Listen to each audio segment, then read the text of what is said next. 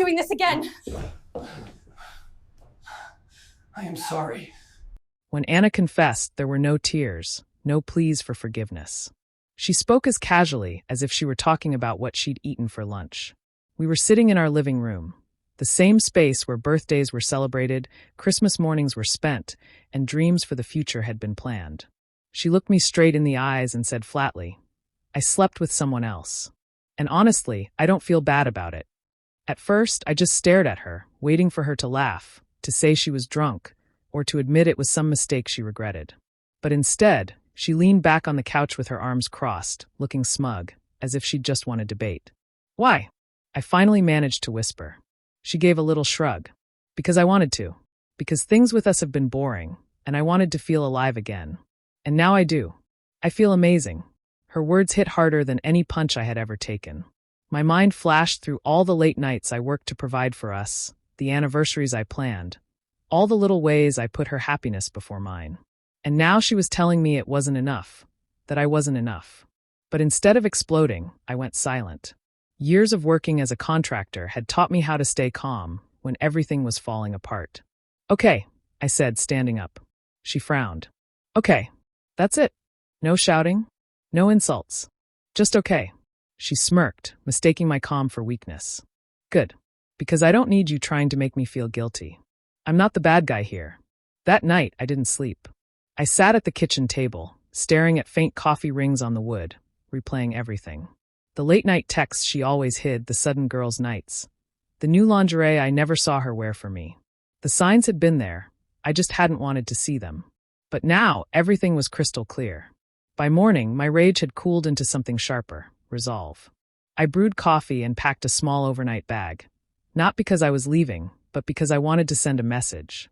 When Anna walked into the kitchen in her robe, she looked startled to see me already dressed. "Where are you going?"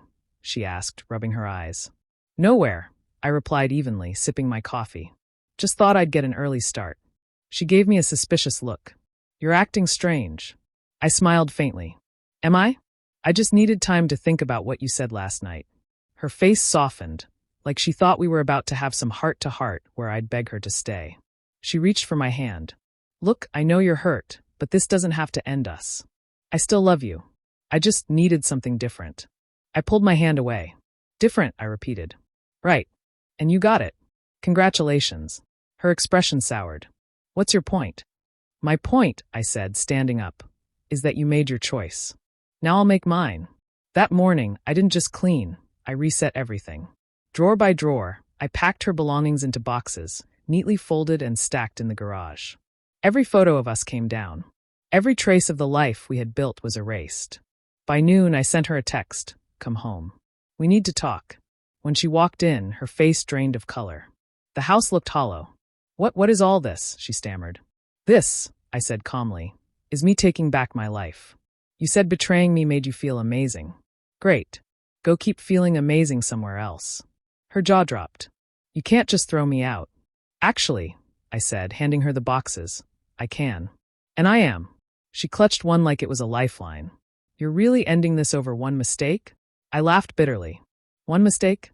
No, Anna. A mistake is something you regret. When I asked you last night if you felt sorry, you said no. That wasn't a slip, it was a choice. It's who you are." She stepped closer, desperate. "You're overreacting. We can fix this. Couples survive worse." "Not this time."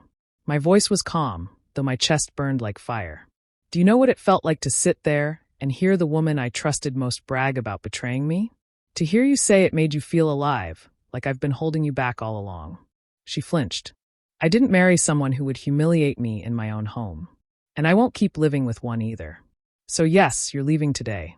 For the first time since her confession, fear flickered in her eyes. She began to cry, all the arrogance from the night before gone. "Please don't do this. I didn't think you actually would." "That's the problem, Anna," I said, opening the door. "You didn't think. You just did what felt good for you. Now I'm doing what feels right for me." She stood frozen, tears streaking her face, before finally lifting the box and walking out in silence. When the door shut behind her, I sank into the couch. For the first time in months, the house was quiet, painfully, beautifully quiet. Later that night, I wandered slowly through the stripped living room. The walls were bare, Yet I felt strangely lighter.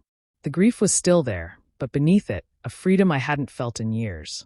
And that's when I realized I wasn't just throwing Anna out. I was throwing out every lie I'd been telling myself. That things would get better.